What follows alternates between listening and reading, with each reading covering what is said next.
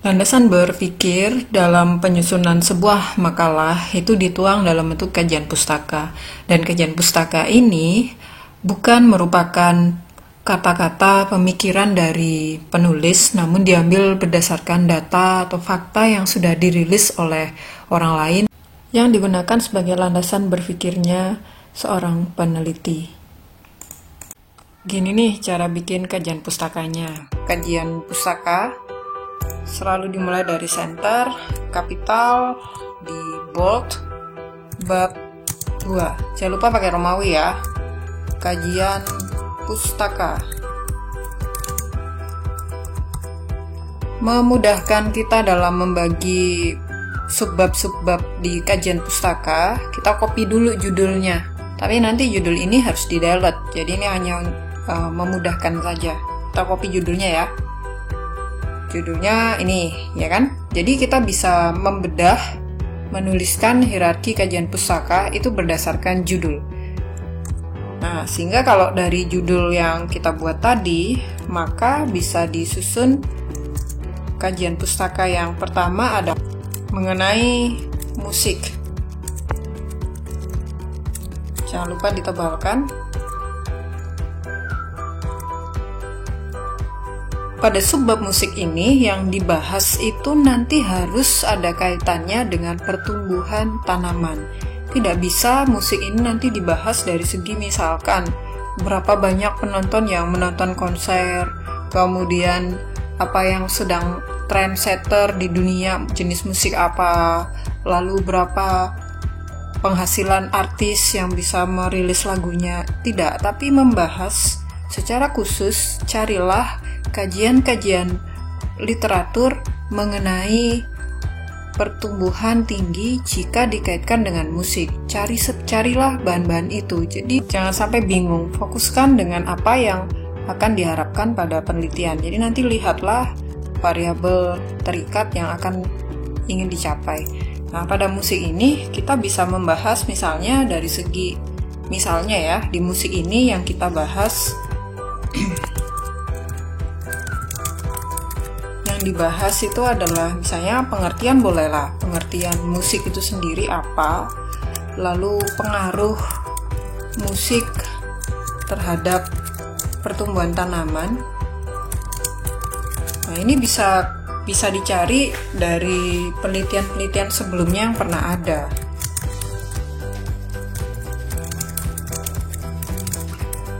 Dan juga bisa cari jenis musik yang mendukung atau mempengaruhi pertumbuhan tanaman.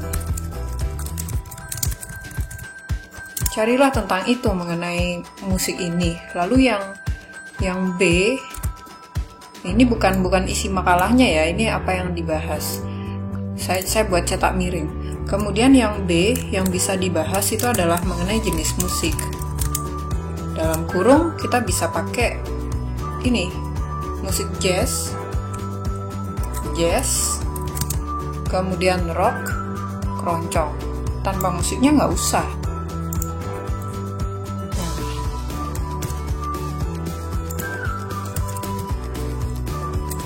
Terus bolehkah misalnya masing-masing jenis musik ini dijadikan subbab? Boleh dijabarkan menjadi masing-masing subbab. Misalkan B dia musik jazz, kemudian C musik rock, D musik keroncong, itu boleh. Yang dibahas juga sama. Jadi dari pengertiannya dan penelitian sebelumnya kurang lebih sama yang dibahas ini. Dan fokuskan pada hal ini, dan kalau mau mencari sumber, lebih bagus mencari sumber artikel hasil penelitian. Memang di negara kita sendiri masih agak jarang artikel-artikel penelitian, tapi ada kok, ada. Dan yang paling banyak beredar memang dari luar negeri. Ya, sekarang teknologi sudah canggih sekali. Kemudian yang C kita bisa bahas tanaman tomat itu sendiri. Ya, tanaman tomat yang dibahas itu dapat berupa morfologi tomat, kemudian cara penanaman, umur panen, Apakah perlu dicantumkan kegunaan tomat bagi kesehatan? Saya kira fokus di sini pembahasannya adalah mengenai bagaimana musik jazz ini bisa memicu pertumbuhan tinggi dan masa buah, sehingga dapat sedikit dimasukkan manfaat tomat tadi, tapi tidak boleh terlalu banyak karena yang dibahas adalah pertumbuhan tinggi. Jadi tidak begitu baik kalau membahas mengenai manfaat, apalagi makanan-makanan yang bisa olahan makanan yang bisa dibuat dari buah tomat misalkan, itu tidak pas untuk dibahas di sini. Yang bisa ditambahkan lagi adalah dari segi taksonomi tanaman tomat ini, dan bisa juga cara pemanenannya ya, cara penanaman, kemudian juga bisa mengenai hama dan ciri buah tomat yang sudah matang misalkan. Ya, ini bisa dibahas di subbab tanaman tomat. Dan yang terakhir yang bisa dibahas di sini adalah mengenai pengaruh musik terhadap pertumbuhan tanaman tomat.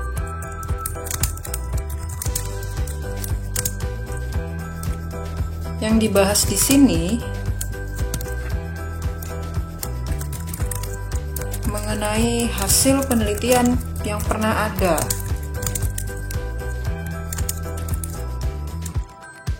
Bukan mengenai hasil penelitian kita, tidak, karena ini adalah bab 2 kajian pustaka. Jadi tidak merupakan hasil penelitian yang sudah kita lakukan, tidak, tapi bagaimana orang lain melakukan penelitian sebelumnya sehingga kita bisa mencari keunggulan-keunggulan apa yang bisa kita contoh dan kelemahan apa yang bisa kita tutupi, sehingga penelitian ini menjadi lebih bermanfaat lagi. Hipotesisnya juga bisa baik untuk mengambil kesimpulan.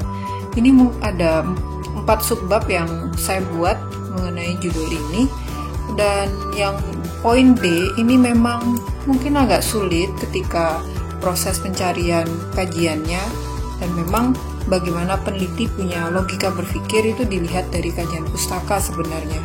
Kajian pustaka ini juga bukan sekedar hiasan, nanti pada pembahasan kajian pustaka isinya yang ada di dalam sini itu bisa dipakai untuk menguatkan data-data yang dimiliki saat proses menganalisis nanti. Sumber yang sekarang sering digunakan adalah sumber dari internet, dan biasanya yang digunakan ya berupa web berita, koran online, majalah online. Nah, ini saya punya trik, kita bisa menggunakan Google Books. Ini free ya, kita bisa pakai Google Books dan kita bisa langsung masukkan kata kunci, saya tanaman tomat. Dan nanti kita bisa memanfaatkan preview gratis yang dimiliki oleh buku-buku yang diposting di sini.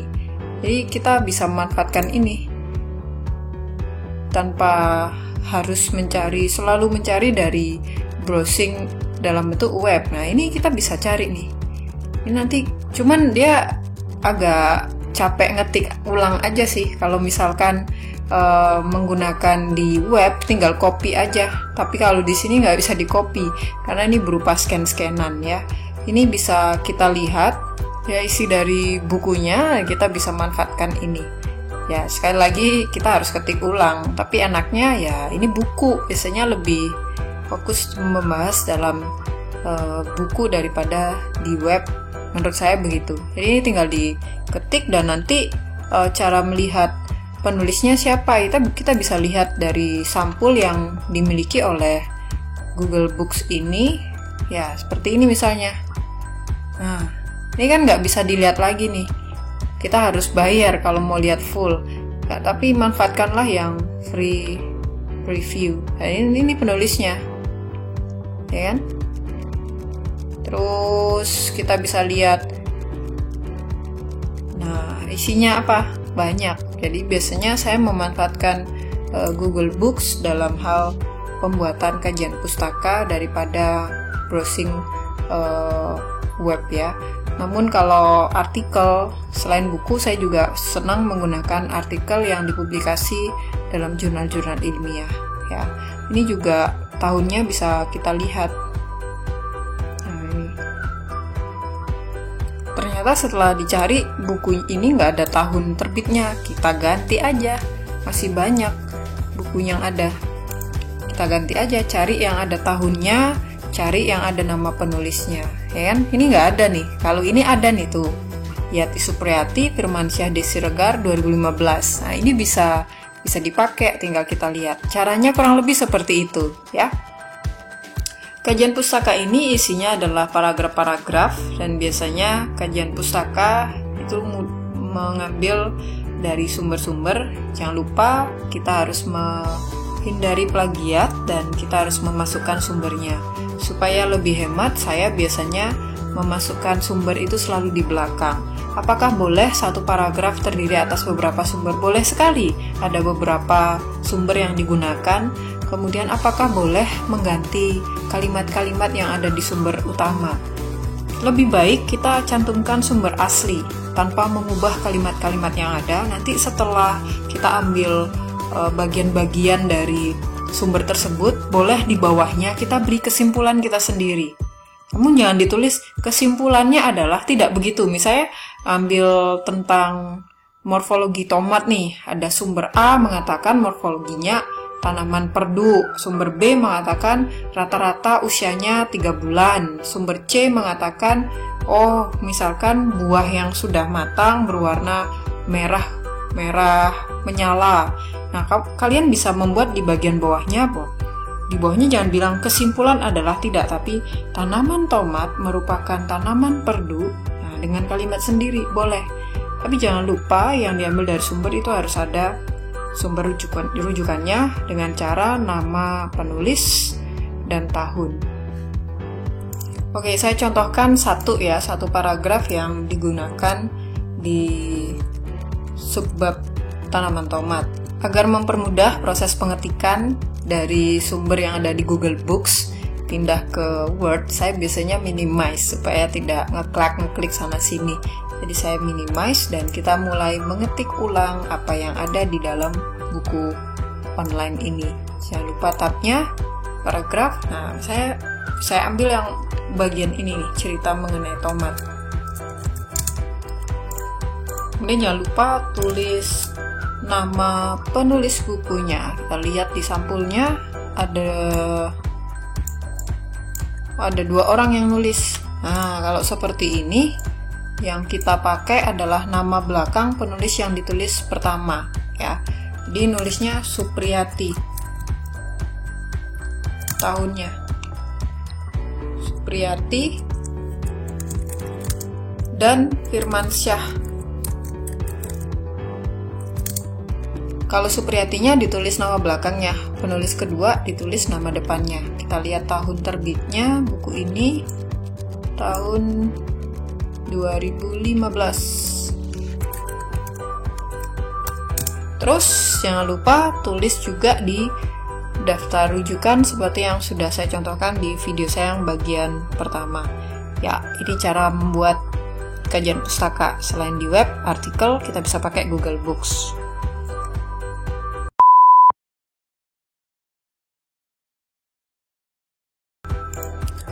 Bab 3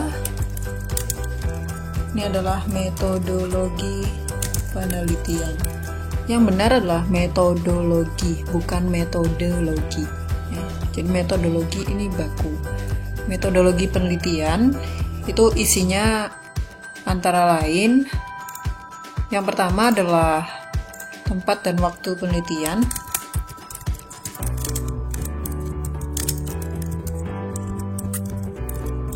Yang kedua adalah alat dan bahan penelitian, dan yang ketiga adalah prosedur penelitian.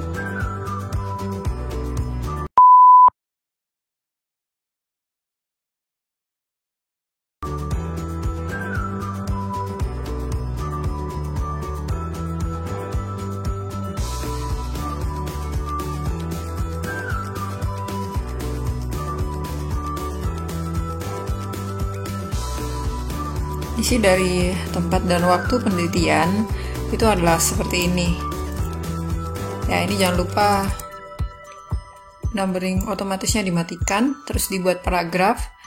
Nah, jika misalkan pengerjaan penanaman tomatnya di tempat yang berbeda dengan pengerjaan karya tulisnya atau makalahnya, maka ini bisa dibuat ada 2 alamat.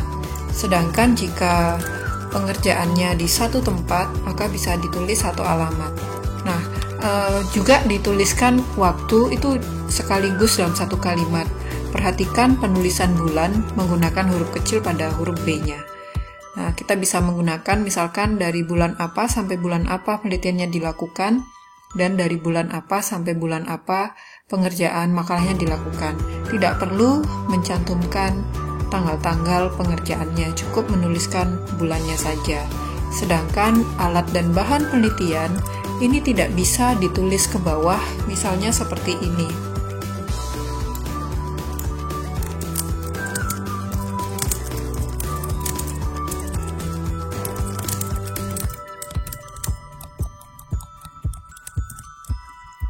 Terus dibuatnya seperti ini ya. 1 misalnya panci, 2 tanah, 3 pisau. Tidak bisa kita menuliskannya ke bawah seperti ini karena ada sekian space yang terbuang jadinya. Ada sekian banyak kertas yang terbuang. Jadi harus ditulis ke samping seperti ini. Alat yang digunakan dengan bahan yang digunakan itu dipisah karena memang mereka berdua ini adalah sesuatu yang berbeda. Bahan pengertiannya adalah barang yang dipakai sekali dan habis fungsinya. Jadi kalau misalnya menggunakan polybag itu bukanlah alat. Polybag merupakan bahan karena setelah digunakan itu sudah rusak dan tidak bisa digunakan lagi. Contoh sederhananya gini, kalau misalnya kita ingin bikin es, maka plastik yang digunakan dalam pembuatan es batu itu adalah bahan. Karet yang digunakan mengikat plastik pada pembuatan es itu adalah bahan. Air juga bahan. Jadi alat ini jangan hanya dilihat bahwa itu peralatan. Dalam praktikum, dalam penelitian, bahan itu adalah barang yang habis sekali pakai. Sedangkan prosedur penelitian, nah ini baru ditulis dalam bentuk poin-poin ke bawah. Kita bisa menggunakan numbering, jangan lupa digeser biar lurus sama C-nya. Dan kalimat yang digunakan ini adalah kalimat aktif dengan awalan me. Karena ini sudah berupa laporan, sudah selesai dilakukan. Tidak bisa menggunakan kata aktif yang tanpa awalan. Jadi misalnya lakukan, kemudian ambilkan, tidak, tapi mengambil, melakukan. Seperti itu. Kemudian prosedur penelitian yang dimaksud di sini adalah bagaimana langkah-langkah penelitian yang dilakukan, bukan langkah-langkah penanaman. Sekali lagi, prosedur penelitian yang dimaksud di sini adalah bagaimana langkah-langkah penelitian yang dilakukan. Misalnya pertama, kita harus mencari sumber literatur. Yang kedua, mencari rumusan masalahnya. Itu yang dimaksud pada prosedur penelitian yang ada di bab 3 ini. Misalnya contohnya seperti ini. Dan di bagian bab 3 ini, selain ada 3 hal ini juga diperlukan jika penelitian yang dimaksud adalah penelitian eksperimen, maka diperlukan tambahan di bagian bab 3 berupa rancangan penelitian berupa tabel sederhana yang digunakan nanti untuk menghimpun data penelitian.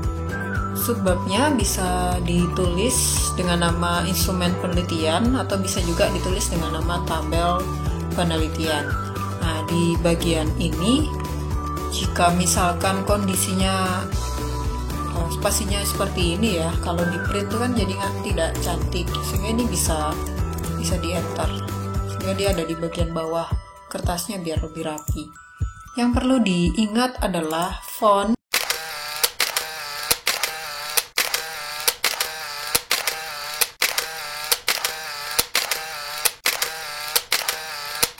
dari penulisan tabel itu dibuat ukuran 10, spasinya 1,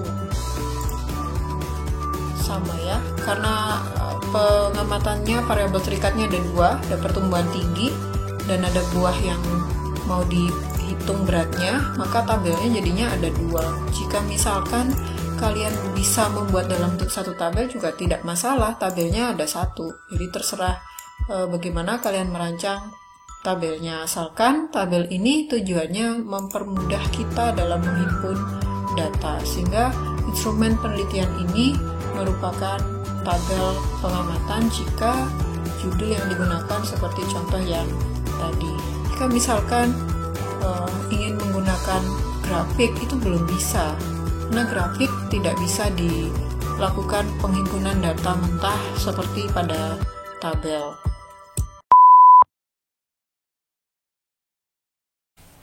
Di bagian inilah apa yang kita dapat, apa yang dihasilkan dari penelitian itu akan dibahas dan dilihat analisisnya. Jadi semua landasan yang ada di latar belakang, kemudian dipadukan dengan kajian teori, lalu dilihat dari segi data yang ada di dalam tabel. Disitulah kerangka berpikir kita akan dibuat penjelasannya dalam pembahasan ini. Ada yang menuliskan pembahasan ini disebut dengan analisis data karena memang disitulah muncul analisis yang ada di penelitian ini. Biasanya yang digunakan adalah mengapa kok data itu bisa demikian, lalu apa yang menjadi hasilnya, dan bagaimana membaca data tersebut. Ntar tunggu dulu, jangan-jangan ada yang nggak tahu caranya nih. Kalau misalnya berpindah dari satu halaman ke halaman berikutnya, karena setiap bab itu harus ada di halaman yang baru. Tidak boleh, misalkan ini kan di bagian bab 3-nya nih masih ada space-nya nih, masih ada sisa. Terus akhirnya ya udah deh, bikinnya di sini aja, hemat kertas, hemat buat ngeprint misalnya kalau itu di print ya. Bab 4 pembahasan. Bikinnya di sini. Ini nggak boleh, ini salah. Ya, jadi harus dibuat di lembar yang baru. Nah, caranya gimana? Jangan sampai kalian tidak tahu, ini di enter terus sampai jebol keyboardnya. Jangan, cara yang seperti ini dilakukan kalau misalnya nanti di bagian atasnya ketambah, ini jadinya tidak rapi lagi, dia akan ikutan ke enter. Caranya mudah, ini nggak usah di enter, tinggal insert, page break. Saya yakin kalian udah tahu semua, atau kalau nggak tahu ya udah senyum malu-malu aja. Baik, terus bab 4 ini pembahasan isinya adalah bagaimana kita bisa menjabarkan hasil yang kita peroleh dari makalah. Nah, yang dilihat nanti adalah dari rumusan masalahnya. Nah, terus cara yang kedua, saya biasanya pakai cara ini nih kalau mau lihat dari bab 1-nya. Saya pakai view, terus split. Nah, split gini nih. Jadi bagian bawahnya tetap bab 4, bagian atas saya mau cari bab 1. Saya pakai split. Kalian udah tahu kan caranya. Terus kita tinggal copy nih rumusan masalahnya. Nah, kalau pengen balik lagi ke bab 4-nya tinggal geser nih. Set, sudah balik lagi. Oke, terus ini dimatikan. Nggak usah pakai angka. Nah, kita sekarang pakai subbabnya yang ada di bab 4. Jadi, ini adalah yang A. Kita buat cetak tebal. Tinggal menghapus kata tanyanya. Ctrl Del. Terus ini dibuat di blok. Terus dibuat besar kecil ya kan? Pakai Shift F3. Nah, terus tanda tanyanya di delete, di enter. Sekarang bikin yang B. Udah jadi subbabnya. Belum, kita harus ngecek. Ini harus kita cetak tebal semuanya. Terus kita harus cek yang kata hubung itu dibuat huruf kecil ya. Ini huruf kecil tinggal Shift F3. Mana lagi? Ini. Terus ini. Ini. Ya. Ini lagi satu lagi. Sudah selesai? Belum, kita rapikan. Ya, kita rapikan supaya lebih rapi. Nah, digeser. Nah, cara merapikannya ini tinggal diklik tab pada keyboard ya. Udah selesai. Gampang kan bikin subbabnya. Karena di rumusan masalah hanya ada 2 rumusan masalah yang diangkat, maka di pembahasan pun yang dibahas adalah 2 subbab ini. Yang pertama adalah cara penanaman tanaman tomat, yang kedua adalah hasil dari penanaman tomat. Sehingga yang bagian A ini yang dibahas nanti adalah kita bisa membahas pertama mengenai morfologi tomatnya. Terus dari mana diambil morfologi tomatnya? Morfologi tomat ini bisa diambil dari kajian pustaka. Ambil penting-pentingnya aja. Terus kita simpulkan di bawahnya. Pakai kalimat kita sendiri. Kemudian sajikan langkah kerja yang dilakukan, yang ditempuh oleh kita. Yang perlu dilakukan pada saat membuat langkah kerja ini harus lengkap dengan satuannya. Lengkap dengan misalkan itu berapa lama, berapa banyak yang kita lakukan. Bahkan diameter pot, diameter polybag, seberapa banyak tanah yang digunakan itu harus rinci ada di bagian cara penanaman ini. Bayangkan seakan-akan orang yang akan membaca makalah kita adalah orang yang benar-benar tidak paham cara menanam tanaman tomat. Itu yang harus dibuat. Jika kita misalkan melihat cara pembuatan mie instan di belakang kemasannya itu bahkan sampai memanaskan airnya pun ada waktunya. Itulah prosedur langkah penelitian yang baik, sampai ada waktu memanaskan air pun ditulis dan dicantumkan. Sehingga di cara penanaman tomat ini harus rinci dengan satuannya. Itu penelitian yang lebih bagus. Bahkan jika ingin meningkatkan nilai dari makalah dan value dari makalah ini, bisa ditunjukkan bahwa kenapa sih kok tanahnya harus dibuat sekian gram, apakah ada kajian literatur yang membahas mengenai itu. Tambahkan di bagian bawahnya, itu jauh lebih bagus dan menambah value dari makalah yang dibuat ini. Sedangkan yang poin B, subbab B, ini membahas mengenai data yang diambil dari tabel yang sudah kita miliki, dan kita harus bahas mengapa demikian datanya. Dari rata-rata yang didapatkan, kok bisa sih musik jazz yang lebih tinggi misalkan pertumbuhannya, kok bisa sih keroncong lebih tinggi, sehingga mengapa ini kita harus menganalisis dengan pemikiran kita. Pemikiran ini saya sebut dengan tesis peneliti yang dibahas. Jawabnya dari tesis peneliti. Nah, kemudian mengapa keluar tesis seperti itu? Jawabannya apa? Cari dukung dengan fakta. Nah, dukung dengan fakta itu dilihat dari tabel atau bisa juga dari kajian pustaka. Nah, kita bahas mengenai misalkan kok ternyata musik rock jauh lebih bagus ya. Ambil dari fakta, dari kajian literatur yang membahas mengenai itu. Siapa tahu ada penelitian sebelumnya yang sudah pernah dilakukan. Jika misalkan tidak nemu sama sekali mengenai kajian musik pada tanaman, coba siapa tahu ada kajian musik pada hewan. Nah, itu bisa dimirip-miripin. Jadi tergantung cara sudut pandang dari seorang peneliti. Itu yang pertama. Yang kedua, kita bisa bahas bagaimana data itu bisa didapat. Sehingga nanti cara membahasnya bagaimana, kesimpulan yang dapat diambil dari data yang sudah ada. Dan supaya menambah value dari makalah ini, maka data tabel yang ada itu bisa disimpulkan dalam pembahasan ini berupa grafik. Bisa pakai grafik line ya, grafik garis, sehingga bisa dilihat bahwa kecenderungan dari tanaman tomat ini naiknya seberapa, sehingga dari tabel itu bisa diubah ke dalam grafik. Di bagian pembahasan ini yang memiliki nilai lebih tinggi daripada bab-bab yang lain. Namun pembuatannya sebenarnya kalau dibilang paling mudah juga enggak, tapi paling seru ya. Dan yang paling sulit dilakukan bukan pembahasan, yang paling sulit dilakukan adalah latar belakang menurut saya. Sehingga pembahasan ini bisa melihat bagaimana hasil yang didapat. Terus pertanyaannya, terus ini data saya tidak ada.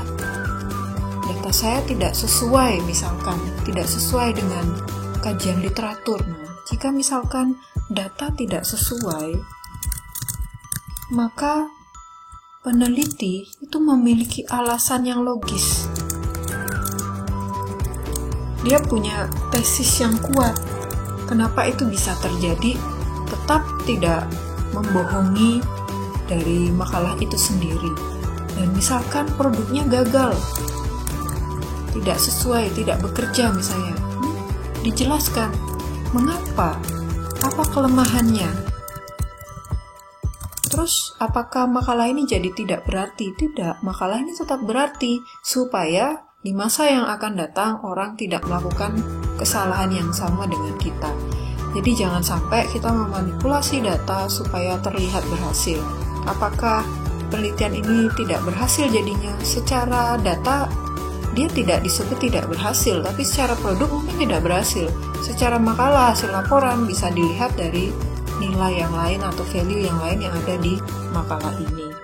Pembahasan itu jika jumlah halaman pada makalah antara 15 sampai 25, bisa pembahasan itu bisa antara 4 sampai 5 halaman.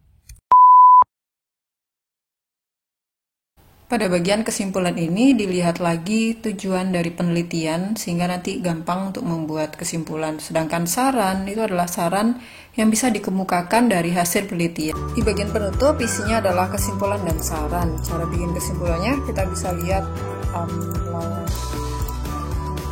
dari tujuan penelitiannya. Dari tujuan penelitian terus di copy ke sini. Sini ditarik ke atas.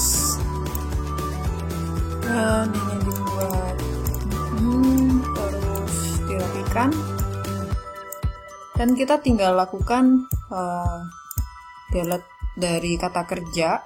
Sini di shift F3, kemudian ini 2, delete kata kerja, shift F3. Nah, yang ditulis di sini adalah rangkuman dari isi pembahasan yang subbab yang pertama mengenai bagaimana cara penanaman tanaman tomat, sedangkan yang kedua itu adalah rangkuman dari hasil subbab yang kedua ada di pembahasan. Mudah kan cara bikinnya?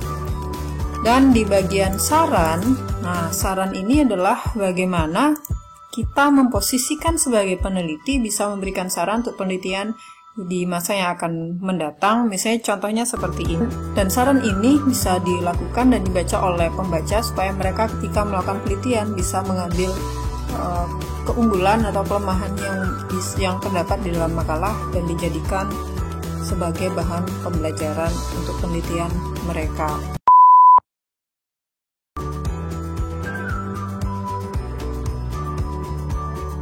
Seperti di awal sudah saya sampaikan bahwa daftar rujukan ini ditulis dengan spasi 1 dan harus urut sesuai dengan abjad nama penulis yang pertama. Ini harus urut abjad.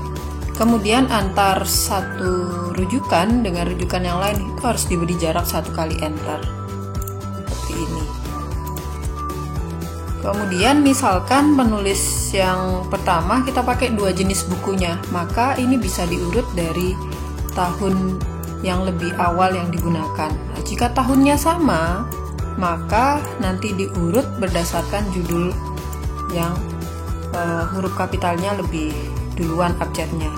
Itulah cara pembuatan daftar rujukan. Sekali lagi spasi 1, kemudian baris yang kedua dan seterusnya itu menjorok 4-5 huruf. Di bagian akhir ini itu bisa berisi lampiran-lampiran yang diperlukan.